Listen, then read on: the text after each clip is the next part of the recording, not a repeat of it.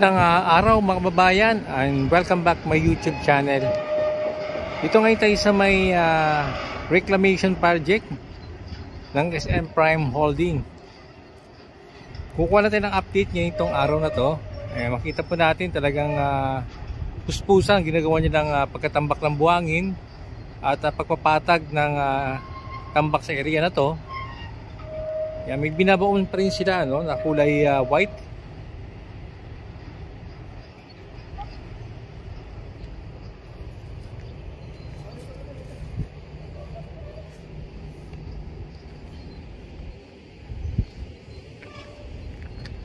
Yan, at yung mga buhangin sa may bandang unahan, pinapatag na nila.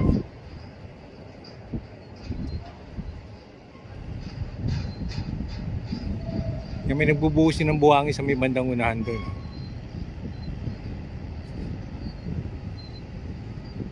Yan, may nakikita po tayong mga backhoe, bulldozer.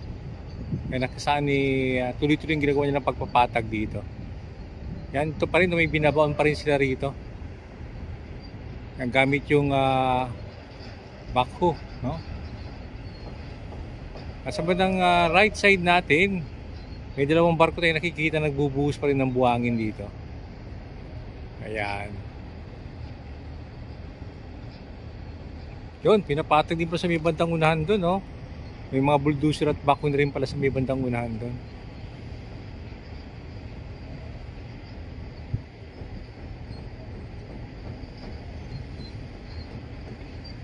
Yan, kung mapapansin natin mga kababayan, halos sa patag na itong kahabaan ng Island A. Hanggang doon sa may Palisok Circle, makikita po natin talagang halos patag na.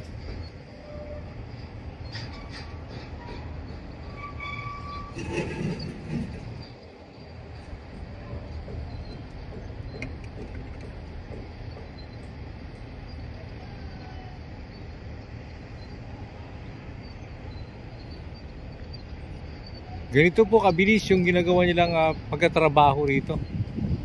Nakakagulat yung bilis ng kanilang trabaho.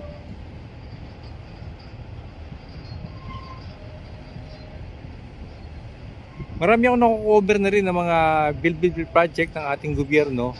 Pero parang kakaiba yung bilis nito kasi 3 months pa lang to eh. Pero makikita po natin, ganito na po yung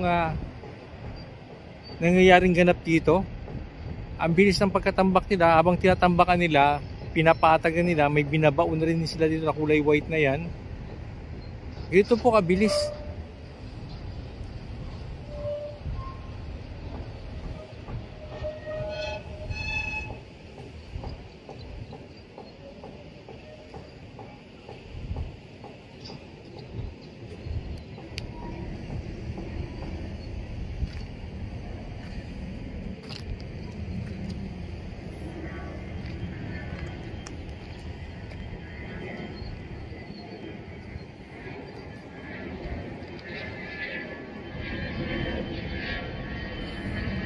Yan, nagbubuhos doon sa bandang unahan.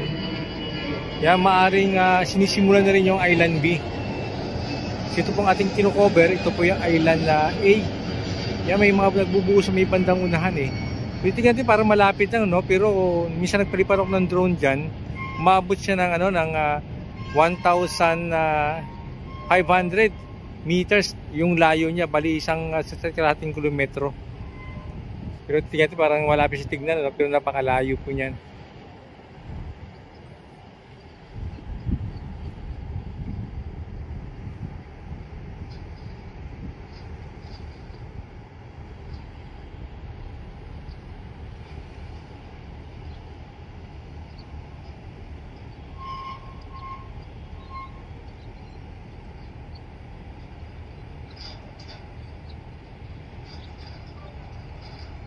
Sa ngayon medyo blanco tayo eh. Wala tayong nakukuha impormasyon or kung ano tong binabaw nila kung para saan to. Hindi pwedeng hulaan na lang yan. Kaya talagang alam natin kung anong ibig sabihin yan.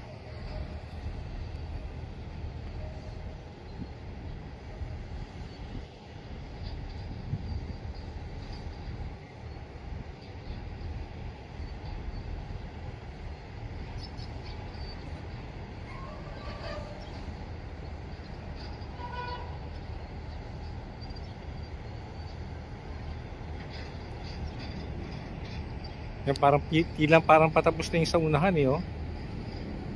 Yan, mayroon palang dalawang bulldozer at saka isang backhoe yung nagpapatag dyan.